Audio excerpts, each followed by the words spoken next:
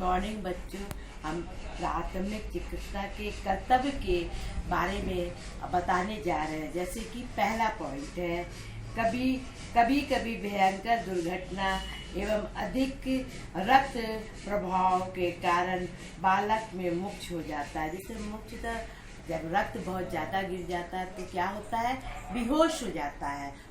और बेहोश हो जाता है तो उसको होश में लाने के लिए हमको तुरंत जो भी हमारे पास उपचार है उसको तुरंत करना चाहिए।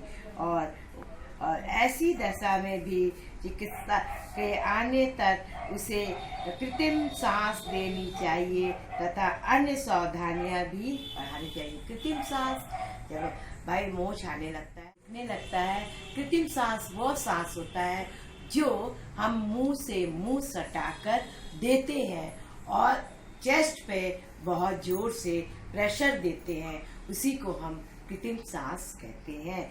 दूसरा, यदि यह आशंका है कि बालक के विष पी लिया तो उसे वॉमिटिंग आदि कराने का उपाय करना चाहिए। जैसे कि बालक अगर विष पी लिया, भाई अनजान में कौन जानता है, गलत टैबलेट खा लिया या गलत कोई चीज ऐसे पी लिया दवाई, तो हम क्या करेंगे, उसको तुरंत जो है नींबू का पानी या फिर उसके गले में हाथ डाल के उसको वॉमिटिंग कराएंगे कि सारा जो है पेट से बाहर निकल आए। तीसरा पॉइंट जो है, चिकित्सा के अपने तक बालक को पूरी तरह से देखभाल करनी चाहिए ताकि उसकी दशा गंभीर ना हो। यदि चोट के कारण रक्त वो कहता है तो उसे हमें रोकने का उपाय करना चाहिए। अगर उसको चोट है तो उसका उपाय करनी चाहिए, चाहे वो पैर में लगा हो, हाथ में लगा हो, और उसे बहुत अच्छी तरह से करनी चाहिए। चौथा पॉइंट जो है, प्राथमिक चिकित्सा को चाहिए कि वो प्रारंभिक देखभाल के साथ ही यदि आवश्यक समझे तो डॉक्टर को बुलाने का प्रबंध करना चाहिए, जिसे व्यक्ति को डॉक्टर के पास बुलाने के लिए भेजे जाए, उसे रोगी के संबंध में पूर्ण जानकारी दे दे, जिससे कि डॉक्टर आवश्यक तैयारी के साथ आए। मतलब जिस भी आदमी को हम डॉक्टर के पास भेजते हैं तो उसको पूरी घटना को बता देनी चाहिए कि उस आदमी को ऐसा हुआ, फिर उससे संबंधित वो दवाई लेके आए और हम उसका अच्छी तरह से उपचार करें। तो इसके लिए उसके बाद जो है, पांचवा पॉइंट जो है, बालक के पास भीड़ एकत्र नहीं होनी चाहिए। रोगी को हवादार स्थान पर लिटा देनी चाहिए और विश्राम देने का प्रयत्न करना चाहिए। रोगी को क्या करना चाहिए, भीड़ नहीं लगाना चाहिए। लोग क्या हो जाते हैं ना, ढेर की भीड़ लगा लेते हैं, तो उस भीड़ को क्या करना चाहिए, अलग करना चाहिए और उसको हवा पूरी आनी चाहिए। अगर हवा नहीं आती है तो पंखे में कहीं भी अगर आसपास कोई घर है तो वहां ले जाके उसे अच्छी तरह से सीधे लेटा देनी चाहिए और तुरंत हटा देना चाहिए। छठा पॉइंट, यदि हड्डी टूटने की आशंका है तो रोगी को घायल के अंग हिलाने डुलाने नहीं देनी चाहिए।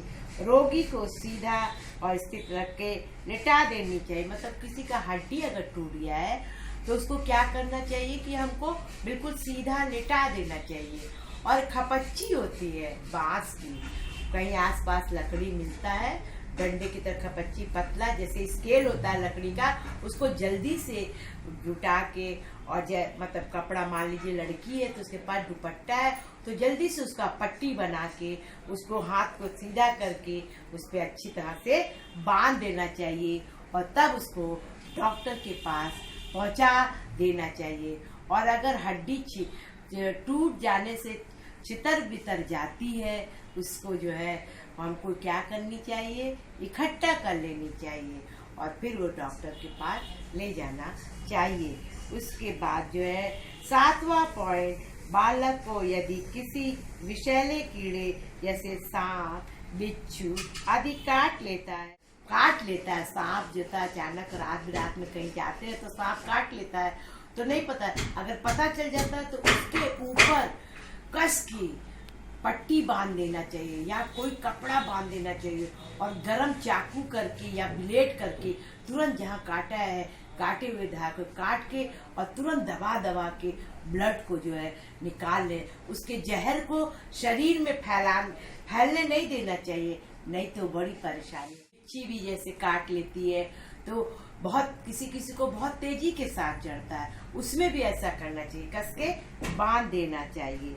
और उसके बाद 8वां पॉइंट, मोच आने पर या जोड़ उतरने से अंग के वस्त्र जूता आदि तुरंत उतार देना चाहिए। यदि संबंधित अंग पर सूजन आ जाने पर इन्हें उतारने के अत्यंत कठिनाइयां होने तथा रोगियों को, मतलब अगर अचानक मोच आ जाता है, मोच मने चलते चलते पैर ट्विस्ट हो जाता है तो उसमें मोच आ जाता है, पैर सूज जाता है, हड्डी टूट गया है, नहीं उसको तुरंत जो है मतलब ठंडे पानी से या कोई गर्म पानी से करता है, उसको तुरंत उसको सेकना चाहिए और उसको सीधा करना चाहिए, तो मोक्ष मतलब इसको। और उसके बाद यदि बालक किसी भी आकस्मिक घात के कारण पीड़ा है तो उस व्यक्ति को मौसम के अनुसार गर्म या ठंडा रखना चाहिए। रोगी के कमरे में खिड़की दरवाजे आदि खोल देना चाहिए और जैसे ठंडा लग रहा है तो जल्दी से गर्म बोतल का पानी दे देना चाहिए, उसको गर्म करना चाहिए। अगर आपके पास प्रेस नहीं है, गर्म वाटर वाला थैला नहीं है, तो हमको क्या करना चाहिए, तवा गर्म करके ले आना चाहिए, तवे से जल्दी जल्दी गर्म कर देना चाहिए। तो ये सारी चीज़ जो है ये हम लोग को प्राथमिक वाले लोगों को करनी चाहिए, जो घर पे लोग रहते हैं उसे।